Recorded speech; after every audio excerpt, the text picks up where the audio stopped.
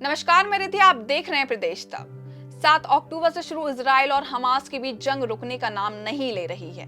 ये दौर अब एक ऐसी स्थिति पर आ पहुंचा है जहां से सिर्फ और सिर्फ तबाही नजर आ रही है। मासूम बच्चों और बेगुनाहों की लगातार मौत हो रही है। इजराइल और हमास के बीच हो रहे युद्ध को करीब 12 दिन हो चुके हैं। जंग के बीच इजराइल और गाजा के लोगों की जिंदगी पर हर पल खतरा मंडरा रहा है। दोनों ओर से दागी जा रही मिसाइलें रोज सैकड़ों मासूमों की जान ले रही हैं। अब तक इस जंग में लगभग 4300 लोगों की मौत हो चुकी है और मौत का आंकड़ा रुकने का नाम नहीं ले रहा है। इजराइल गाजा में हमास के ठिकाने एक एक कर धूल में मिलते जा रहे हैं और इजराइल अपने ऊपर हुए हमलों का तो बदला ले ही रहा है, लेकिन इसके साथ में इजराइल अपने उन लोगों को भी छुड़ाने की प्लानिंग कर रहा है जो हमास के कब्जे में हैं। इसी बीच ईरान ने हमास का बचाव करते हुए इजराइल को एक बड़ी चेतावनी दी है और कहा है कि हमास बंधकों को छोड़ेगा, लेकिन उससे पहले इजराइल को गाजा में बमबारी बंद करनी होगी। हमास के अधिकारियों ने कहा है कि वो पकड़े गए नागरिकों और लोगों को रिहा करने के लिए जरूरी कदम उठाने के लिए तैयार हैं। साथ ही उनका कहना था कि ऐसे कदम उठाने के लिए तैयारी की जरूरत है जो गाजा के कई हिस्सों में हो रही बमबारी को देखते हुए असंभव है।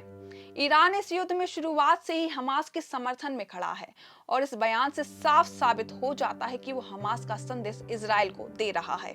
घर में छोटी सी गुड़िया तो है लेकिन बच्चे नहीं। इस जंग में हमास के आतंकवादियों ने बच्चों तक को नहीं छोड़ा।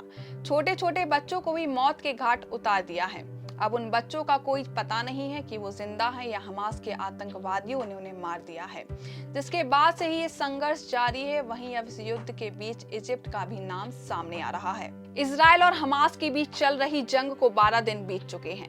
इस युद्ध के बीच मिस्र भी चर्चाओं में बना हुआ है। इजिप्ट, इजराइल और फिलिस्तीन की वो छोटी सी पट्टी जहां से हमास लगातार हमले कर रहा है। इजिप्ट दोनों देशों की सीमा से सटा हुआ पड़ोसी देश है।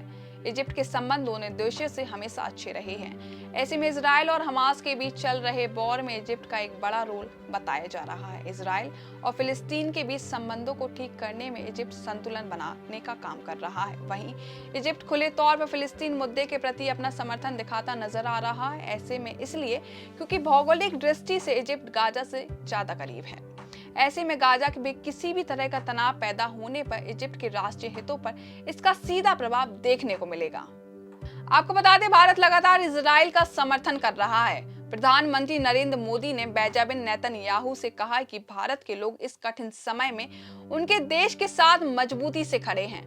उन्होंने आतंकवाद के सभी रूपों और अभिव्यक्तियों की कड़ी और स्पष्ट निंदा की है। फिलहाल इस खबर में बस इतना ही। देश दुनिया और अपने आसपास की ताजा तरीन वीडियो को देखने के लिए प्रदेश तक को लाइक करें, फॉलो करें और YouTube पर सब्सक्राइब कर बेल आइकॉन को दबाना ना भूलें। साथ ही ऐसी ताजा अपडेट के लिए pradesh tak.com पर विजिट करें।